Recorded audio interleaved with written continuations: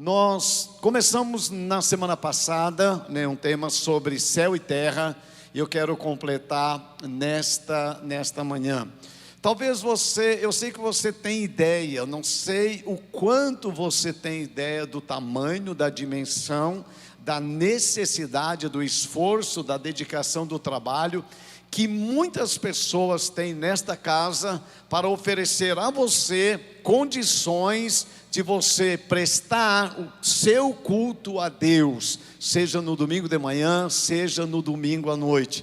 Há uma grande equipe de pessoas que voluntariamente dispõem do seu tempo para ajudar, fazendo com que tudo fique em ordem nessa casa, para que você tenha o máximo de conforto e bem-estar para louvar e para adorar ao Senhor. Isso nós chamamos de serviço na casa de Deus.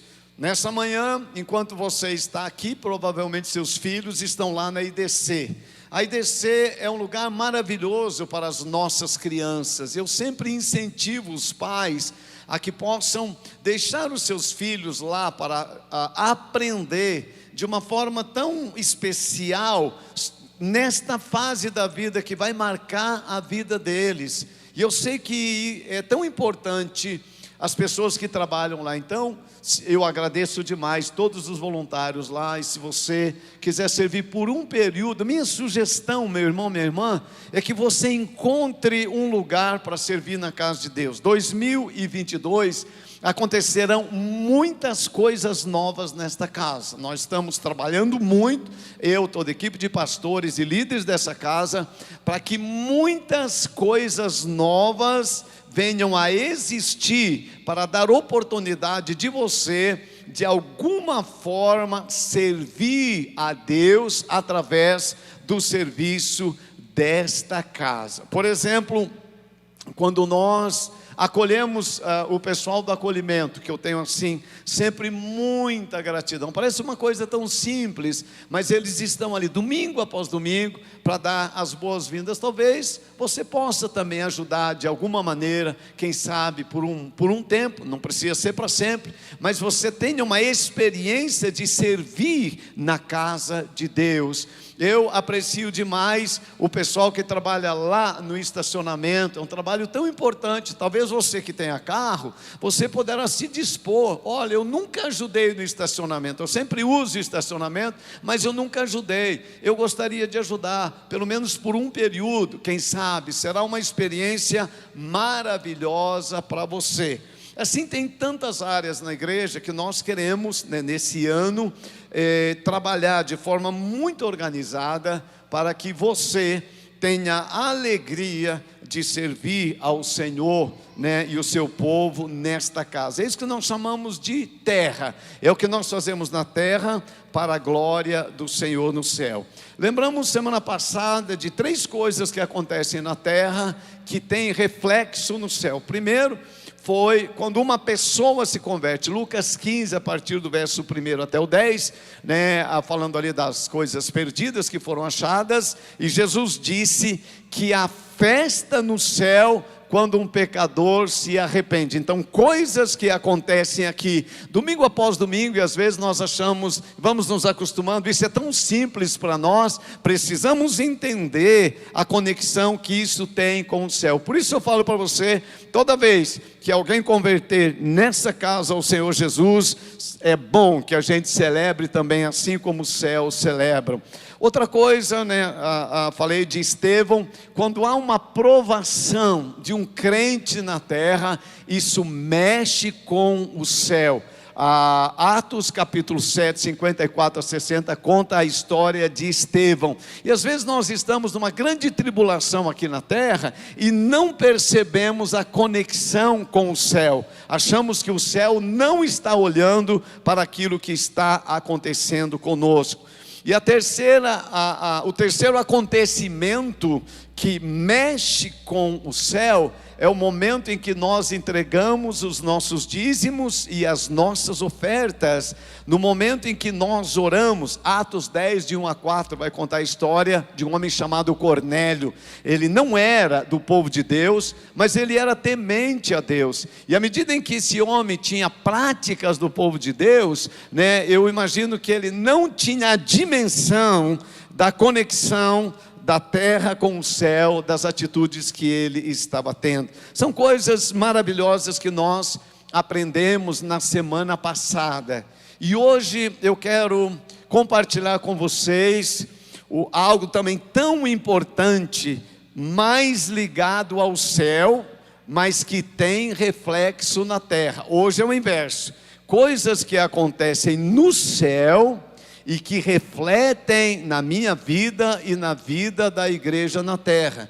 E muitas vezes nós vamos acostumando com as coisas e não percebemos o que realmente estamos fazendo e como o céu está conectado conosco, com aquilo que nós estamos realizando. Eu estou certo que o culto, isso que domingo após domingo nós fazemos, a reunião da igreja, é a expressão, sem dúvida, a expressão principal da existência da igreja na terra, e também é a expressão principal do céu. É a adoração a Deus. A adoração a Deus. A coisa principal que existe no céu não é um lugar onde nós vamos desfrutar das ruas de ouro, desfrutar das mansões celestiais. A coisa principal no céu, Apocalipse mostra os anjos, mostra toda a habitação do céu, cultuando a Deus por eternidade, dizendo: santo, santo, santo, santo é o Senhor. Então o culto é a principal atividade do céu, e a igreja, quando se reúne, o culto a Deus é a sua principal atividade.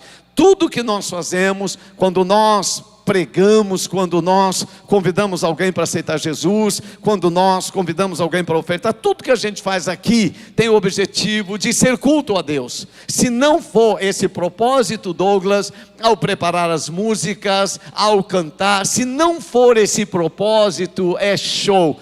Não vale a pena, não vale a pena, nós temos que entender, essa mentalidade de culto que a Bíblia traz para nós. Mas à medida que a gente pode ir se acostumando, a gente vai perdendo essa noção, do que é cultuar a Deus. Eu pergunto para você, o que é para você cultuar a Deus? E algumas pessoas vão se perdendo tanto que elas dizem assim: não, mas culto a Deus eu faço na minha casa, e é verdade, culto a Deus eu faço em qualquer lugar, é verdade.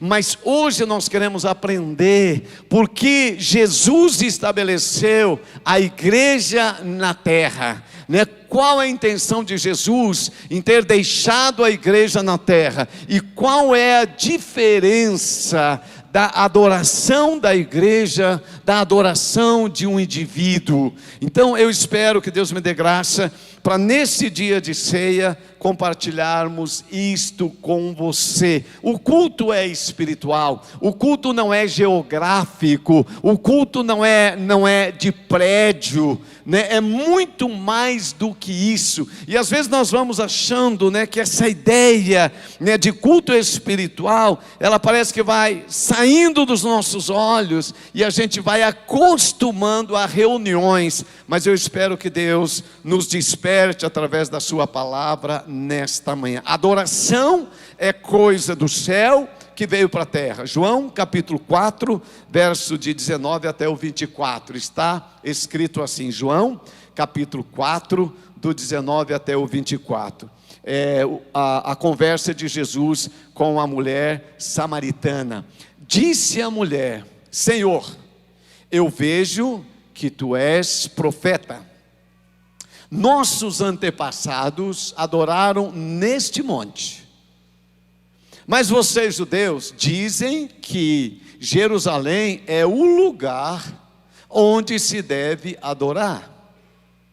Jesus declarou: creia em mim, mulher, está próxima a hora em que vocês não adorarão o Pai neste monte, nem em Jerusalém.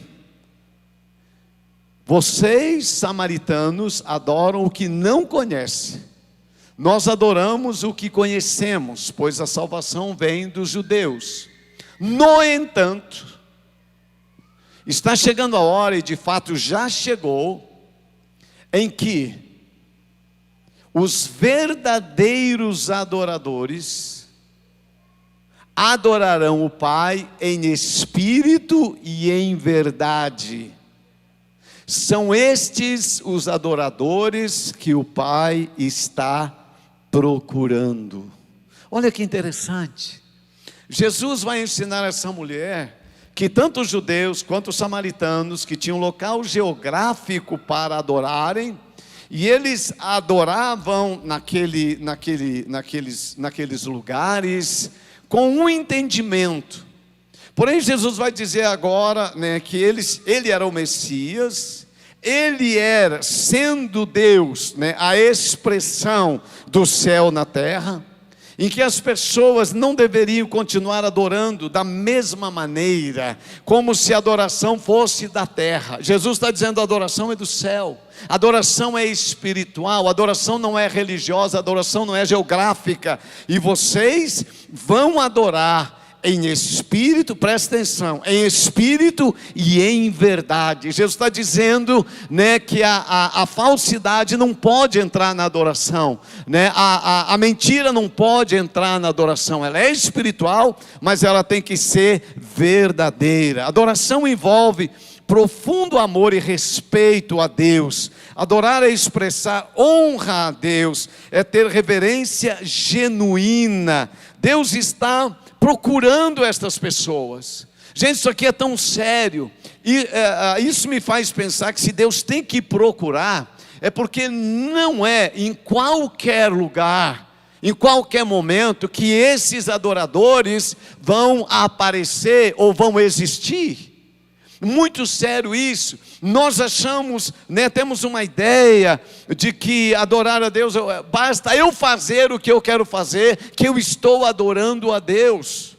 Isso, quando eu comecei a olhar a palavra, eu falei: meu Deus, como isso é sério. Não é adoração do meu jeito, mas é adoração do jeito que Deus recebe a adoração.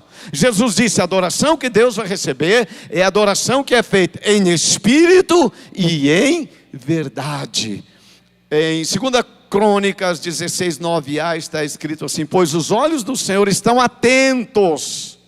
Os olhos do Senhor estão atentos, Ele não está displicente, olhando sobre toda a terra, procurando para fortalecer aquele cujo coração é totalmente dedicado a Ele. Então, irmão, irmã, culto a Deus é daquelas pessoas que têm a revelação do novo nascimento em Cristo Jesus, que tem a justificação dos seus pecados, que foram perdoados, e tem o desejo de oferecer a Deus a sua vida, de buscar o reino e estabelecer o reino em primeiro lugar, de não vir a um lugar de adoração por causa de A ou B, mas vir por causa de Deus e a Ele prestar culto, ter consciência de que você está cultuando a Deus, buscar o reino. Mateus 6,33, busque primeiro o reino de Deus e a sua justiça, e todas as demais coisas vos serão acrescentadas. Que as marcas do reino estejam na vida dos adoradores. É necessário, eu creio, que assim se faça. Eu sei que um homem que adorou a Deus, é esse nível de adoração que Jesus está falando. Gênesis 22, de 1 a 12.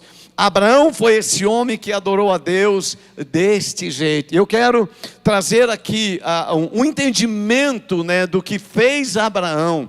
Abraão, primeiro, ele ouviu a Deus, era um homem que ouvia a Deus. Os verdadeiros adoradores ouvem a Deus, ouvem a voz de Deus e andam em verdade pelo poder da transformação do novo nascimento e pela unção do Espírito Santo, né? Eles não são pessoas guiados pela sua intuição, eles são pessoas guiados pela voz de Deus. Veja o que está escrito: passando algum tempo, Deus pôs Abraão à prova, dizendo-lhe: Abraão, e ele respondeu: eis-me aqui. Gente, pensa no que significa esta entrega para Deus. Eis-me aqui, eu estou totalmente à tua disposição, eu me apresento, ó Deus, a ti. Vamos lá, o verso 2. Então disse Deus: já que você está aí, já que você está disponível, já que você confia na minha direção, já que você confia na minha soberania, então Abraão, toma seu filho, seu único filho, Isaque, a quem você ama, e vá para a região de Moriá, sacrifique-o ali como holocausto, num dos montes que eu lhe indicarei. Até aqui eu vou ficar com essa parte da leitura aqui. Gente, olha o que é o coração desse homem.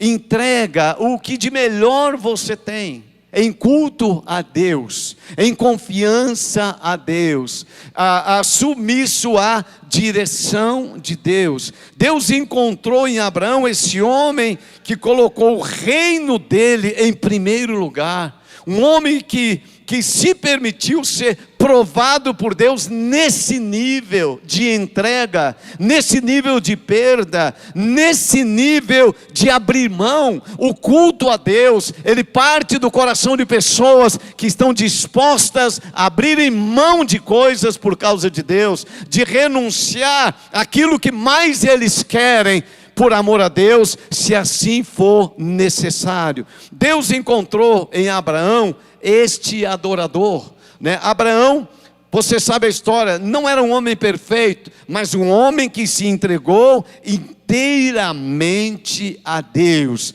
Deus achou Abraão, Deus achou Davi. Atos 13, 22, a palavra também nos diz, Deus encontrou em Davi, não perfeição, mas encontrou em Davi um verdadeiro adorador, né? O culto que nós prestamos a Deus, ele tem esse objetivo, essa entrega que Jesus está falando, né, com esta mulher. Na história de Israel e na história da igreja, é um fato de que muitas vezes o povo de Deus, sem perceber, ele vai se desviando do verdadeiro culto a Deus. É interessante. Israel várias vezes, ele se desviou dessa adoração ao Deus verdadeiro. E eles começaram a adorar outros deuses. No decorrer dos anos, se nós não vigiarmos, a igreja também pode facilmente se desviar. Nós acostumamos com a religião, nós nos acostumamos com a reunião e deixamos, sem percebermos, de adorarmos verdadeiramente a Deus. Podemos entrar nessa casa, sair dessa casa e não prestarmos culto a Deus. Apenas estarmos aqui, né? Os profetas do Velho Testamento denunciaram isso muitas vezes, né? As pessoas me honram com os lábios, mas o coração está muito distante. Honramos a Deus com as palavras, mas a prática do nosso dia a dia está muito distante daquilo que Deus espera de mim e de você. Ezequias foi um rei que entendeu que precisava trazer a igreja de volta para o culto verdadeiramente ao Senhor. 2 Crônicas 29, 31 e 36. Disse então Ezequias: agora que vocês se dedicaram ao Senhor, tragam sacrifícios e ofertas de gratidão ao templo do Senhor. Assim a comunidade levou sacrifícios e ofertas de gratidão. E alguns espontaneamente levaram holocaustos. Ezequias e todo o povo regozijavam-se com o que Deus havia feito por seu povo, e tudo em tão pouco tempo. Veja só, Ezequias disse: nós precisamos restaurar o culto do povo de Deus. Fala uma coisa para você, irmãos e irmãs, você que está aqui, você que está em casa, nós precisamos, como igreja, trabalharmos para ajudar as pessoas a restaurarem o seu culto a Deus mais uma vez. Há muitas pessoas que ficaram perdidas, serviam a Deus, cultuavam a Deus e agora estão perdidos. Falam: não, mas por que eu vou lá na igreja? Deixaram, se perderam em relação a esse culto a Deus. E é necessário que nós, como igreja, pós-pandemia, possamos pensar: Deus, eu preciso realmente retomar o nosso culto a Deus. Deixa eu falar uma coisa para você.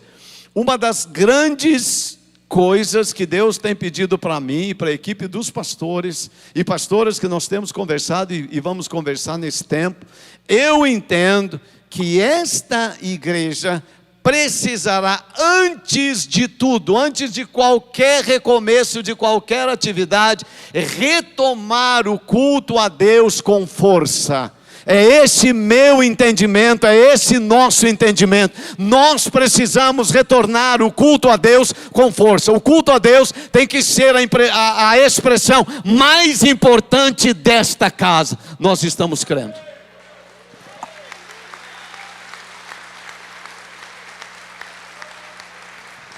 E eu quero convocar essa casa, essa igreja, para este jejum de 7 dias que nós vamos fazer.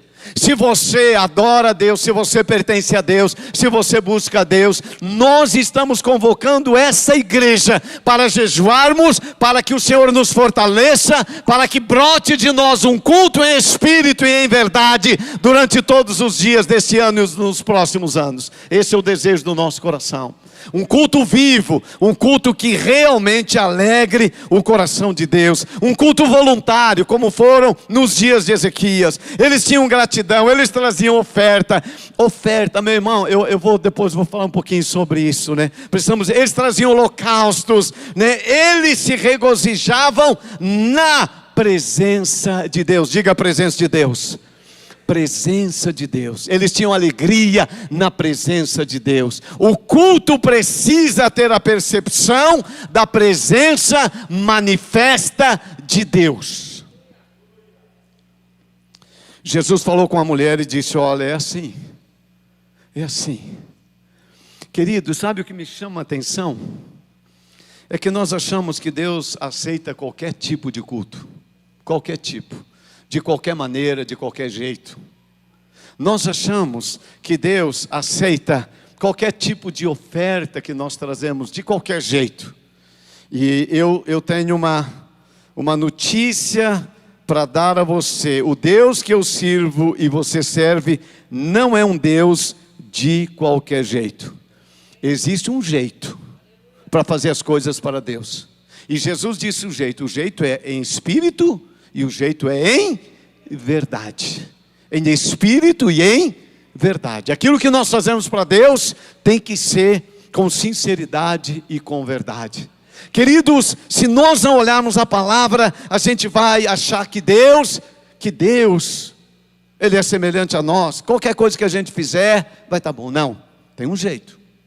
E eu queria com muita assim, atenção, olhar que existem coisas que são feitas em nome de Deus e que Deus não aceita. Tem muita coisa no Brasil sendo feita em nome de Deus e eu estou certo que Deus não está aceitando. Por quê? Porque é contrário à própria natureza do caráter de Deus e da sua palavra.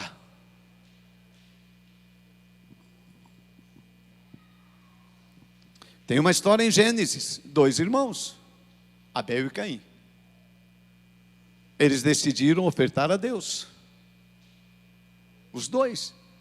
Diz assim, Gênesis 4, do 2 em diante. Voltou a dar à luz desta vez Abel, irmão dele. Abel tornou-se pastor de ovelhas e Caim agricultor. Passando algum tempo, Caim trouxe do fruto da terra uma oferta ao Senhor, Caim. Abel, por sua vez, trouxe as partes gordas das primeiras crias do seu rebanho.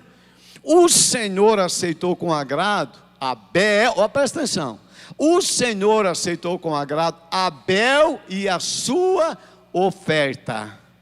Gente, a oferta está ligado ao ofertante, e o ofertante precisa estar ligado à oferta. Deus aceitou Abel e a sua oferta, e não aceitou Caim e a sua oferta.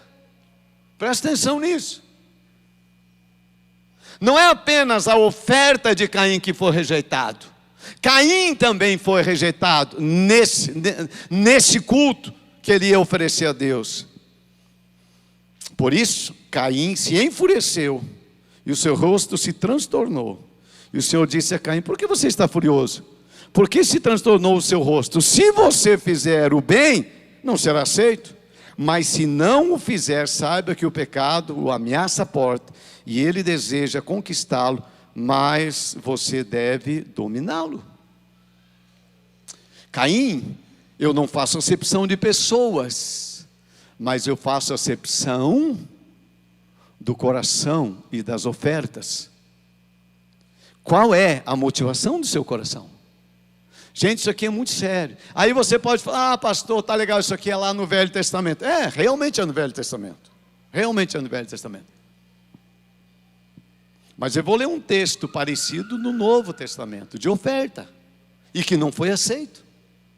E a impressão que nós temos é: qualquer oferta que nós fazemos, Deus, Ele tem a obrigação de aceitar. Mas Deus não aceita nada que contraria a sua natureza, o seu caráter, os seus princípios e a sua palavra. Não importa a época, porque Deus é o mesmo ontem, hoje, vai ser eternamente. Deus não muda. Atos capítulo 5, isso aqui é uma reunião da igreja.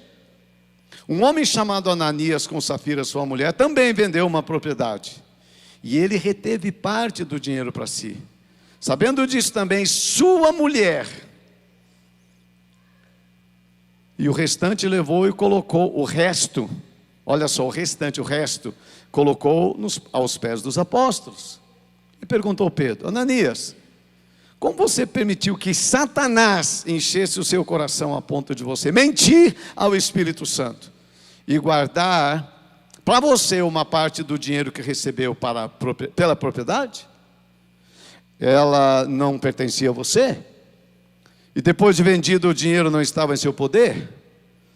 O que o levou a pensar em fazer tal coisa? Você não mentiu aos homens, mas sim a Deus.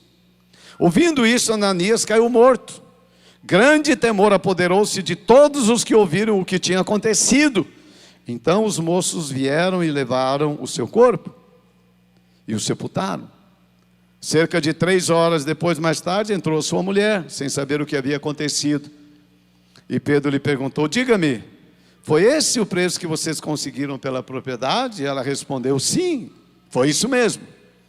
Pedro lhe disse: por que vocês entraram em acordo para tentar o Espírito do Senhor? Veja, estão à porta os pés dos que sepultaram seu marido, e eles levarão você também. Naquele mesmo instante ela caiu morta aos pés dele. Então os moços entraram e encontraram-a morta, levaram-a, sepultaram ao lado do seu marido. E grande foi o temor que se apoderou de todos na igreja, e todos que ouviram falar deste acontecimento. Que culto é esse? Diga assim para mim: que culto é esse? Que culto é esse, meu irmão? Olha a seriedade das coisas. Por que isso aconteceu? Não havia verdade. Uma das coisas que eu vejo aqui: Deus não aceitou. Eu acredito, irmãos, que a gente precisa considerar nesses dias todas essas coisas. Porque a impressão que dá, parece que qualquer coisa que se oferece a Deus, Ele está aceitando. Mas Ele não aceita qualquer coisa. Nem de mim, nem de você, nem dessa igreja e nem de qualquer igreja. Hoje nós estamos, eu estou pensando sobre isso. Sabe o que aconteceu com a morte de Ananias e Safira? Sabe o que aconteceu? A Bíblia diz que foi restaurado na igreja o temor. Diga o temor. Deixa-me dizer uma coisa a você. É necessário que nesses dias a igreja volte a ter temor a Deus. Temermos a Deus. Deus nos ama, sim. Deus quer o nosso bem, sim. Mas Deus não mudou e não vai mudar. Se Ele nos salvou em Cristo, e é verdade, existe um padrão em Cristo. Existe um padrão. O padrão de Cristo não é o padrão do homem, é um padrão do céu.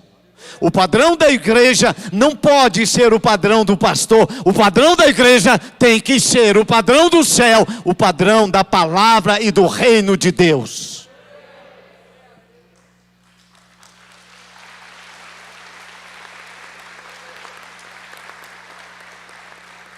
Por isso, nossa, eu estou tão antigo. Você viu que eu estou passando as folhas aqui. Vocês me deu uma saudade esses dias de escrever umas folhas, né? Então eu estou aqui. Nós vamos participar da ceia. E eu estou com meu coração tão alegre por participar da ceia do Senhor. Tão alegre, irmãos. E eu vejo dois grupos de pessoas da nossa geração, o comportamento deles em relação à ceia. Eu vou usar esse termo, não gosto muito, mas eu vou usar.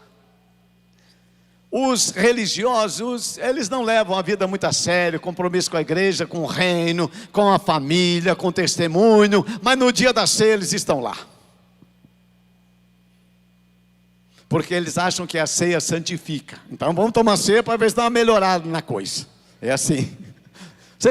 Não quero julgar ninguém, mas é assim, né? Que muitas pessoas faziam antigamente, né? Vou tomar ceia para dar uma melhorada, né? Era um grupo. Agora tem outro que nem ceia toma. Tanto faz, ceia dá nada.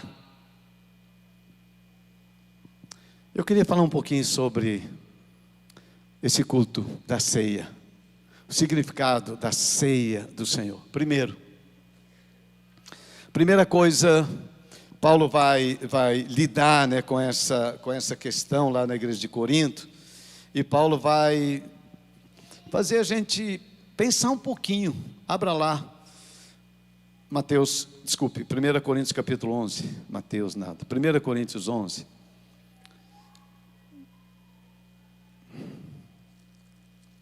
Paulo começa esse capítulo dizendo, verso 2, eu louvo vocês, eu elogio vocês, porque em tudo vocês têm se lembrado das tradições que eu passei a vocês, e vocês têm procurado conservá-las. Tradição é a fé de quem morreu, e tradicionalismo, a tradição é a fé viva de quem morreu, e tradicionalismo é a fé morta de quem está vivo. Eu gosto dessa expressão, né? Paulo diz assim, vocês guardam a tradição, etc e tal, estão fazendo como eu disse que era para fazer, mas no verso 17, ele fala uma coisa muito interessante. Nisto, ele está falando da ceia, no culto de ceia, nesse culto, o que vocês fazem nesse culto, eu não elogio vocês. Eu não elogio essa reunião de vocês. Já pensou, irmão? Essa reunião eu não elogio. Por que Paulo não elogia esta reunião? Se era um culto a Deus, o que está acontecendo aqui? Paulo é um homem que falava da parte de Deus, e ele diz, eu não elogio vocês nisso. Por quê? A reunião que vocês fazem é uma reunião que produz mal e não bem. Alguém aqui já veio num culto da igreja e saiu pior do que entrou? Eu já vi isso acontecer. Comigo acho que não aconteceu, mas eu já vi isso acontecer. Gente que entra para uma reunião, deveria sair bem e sai pior, sai mal. Paulo está dizendo, essa reunião não é boa não. Não é boa a reunião que vocês fazem. E por que essa reunião não é boa? E essa reunião faz mal?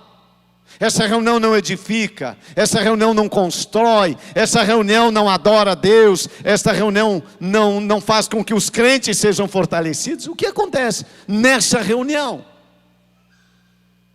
E aí quando eu estava lendo isso, falei, puxa vida, é tão legal a gente só falar de coisas boas, né, do reino, é maravilhoso. Mas também é necessário, se está na Bíblia, a gente tem que olhar, porque há alguma razão para isso estar escrito na Bíblia. E aí ele vai dizer, vamos lá para o verso 18. Sabe por que não é boa a reunião? Porque eu ouço, olha só, eu ouço.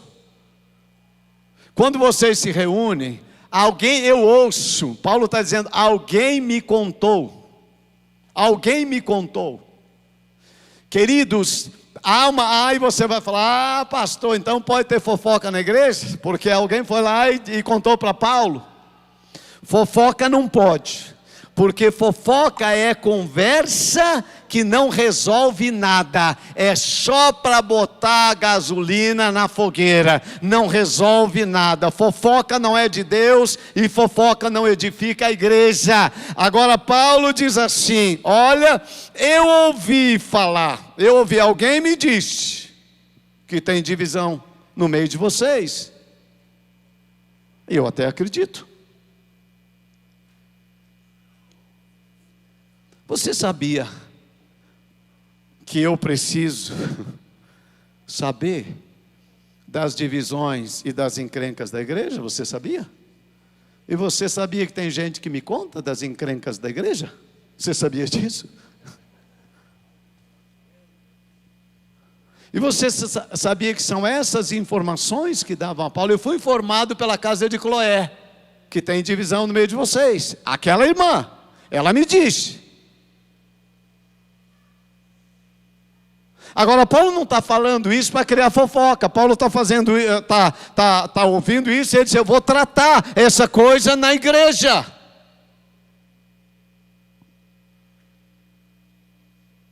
Porque isso não produz bem para a igreja. Vamos lá no verso 18. Em primeiro lugar, ouço que quando vocês se reúnem como igreja, há divisão entre vocês, e até certo ponto creio, 19. Pois é necessário que haja divergência entre vocês para que sejam conhecidas quem dentre vocês é aprovado. Quando vocês se reúnem, não é para comer a ceia do Senhor, porque cada um come a sua própria ceia sem esperar pelos irmãos. Assim, quando um fica com fome, outro se embriaga. Será que vocês não têm casa para comer ou beber? Ou desprezam a igreja do Deus e humilham os que ainda não têm? Deixa um pouquinho aí. Vocês acham que eu vou elogiar vocês nisso? Certamente não. O que está acontecendo? Essa ceia era diferente da nossa, de hoje. Assim como Jesus na ceia, ele fez uma janta e depois participaram do pão e do cálice, a ceia da igreja de Corinto também. Eles se reuniam e comiam antes. Cada um trazia e comiam lá. Uma ceia de comunhão. Mas está dizendo que os ricos, eles traziam suas fartas comidas, seus churrascos, suas pizzas, o seu vinho, e comiam sozinho, não repartiam com os seus irmãos. E os pobres ficavam com fome. Não havia amor fraternal entre os irmãos. Cada um cuida de si e Deus de todos. Não comungavam juntos. Não tinham o mesmo coração. Isso é divisão. É cada um fazer a coisa do seu jeito e para si mesmo. É isso que Paulo está dizendo. Isso não é bom. O homem é o centro, não Cristo o centro. A comunhão da igreja tem que ter Cristo como centro de tudo. É Cristo o centro. Fazemos para Cristo. Ele é o centro da comunhão, mas tem que haver comunhão. Eu não posso, Paulo está dizendo, vocês estão dizendo, eu sou de Paulo, eu sou de Apolo, eu sou desse, eu sou dos homens. eu pertenço aos homens, eu estou aqui por causa de. Olha a coisa séria, eu estou aqui, na verdade. Osni, pula aqui, vem aqui, tu e o Fábio, vem comigo aqui, correm vocês aqui um pouquinho, vem cá, me ajude aqui, isso. Às vezes, quando a gente não vigia, a gente vai falando, na verdade, eu estou aqui, vem aqui do meu lado aqui, Osni, desse lado, eu estou aqui por causa do pastor Osni. Se não fosse pastor Osni, eu já nem estava mais aqui, eu estou aqui por causa dele. Não, eu estou aqui por causa do Fábio, agora o jeito que ele faz, não, eu estou aqui por causa dele. Não, eu estou aqui por causa do pastor Odilon, é por causa dele que eu estou aqui. Não, o negócio aqui é o Douglas, né, e o time dele, eu gosto desse aqui, os outros lá não gosto não. Você está entendendo como as coisas vão acontecendo? É isso que Paulo está tratando nessa ceia aqui. Quando nós fazemos isso, nós tiramos a centralidade de Cristo. E eu quero falar uma coisa para você que está aqui, para você que está em casa. Se você estiver nessa casa e não for por Jesus, então não venha nessa casa. Então não permaneça nessa casa.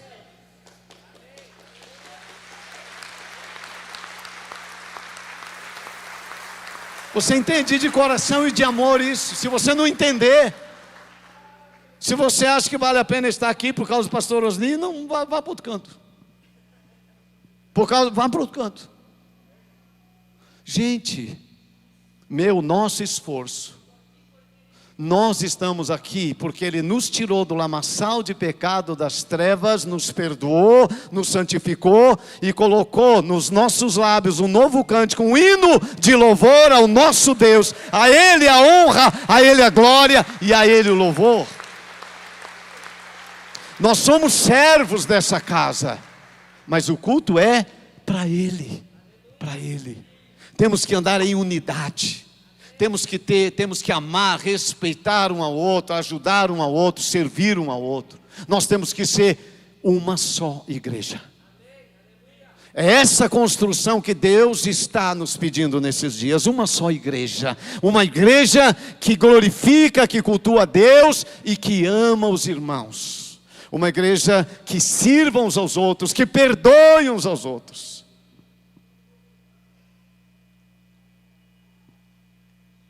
Essa é a razão da ceia que nós vamos participar hoje. A ceia não é comer um pão ou um pedaço de pão. A ceia é dizer, irmão, sou um com você. Temos rolo, mas eu sou um contigo, irmão. Irmão, sou um com você. Que roleiro. Mas eu tenho unidade contigo. Douglas, que roleiro, meu filho. Mas eu sou um com você. A igreja, nós somos um, para cultuar a Deus e honrar a Deus.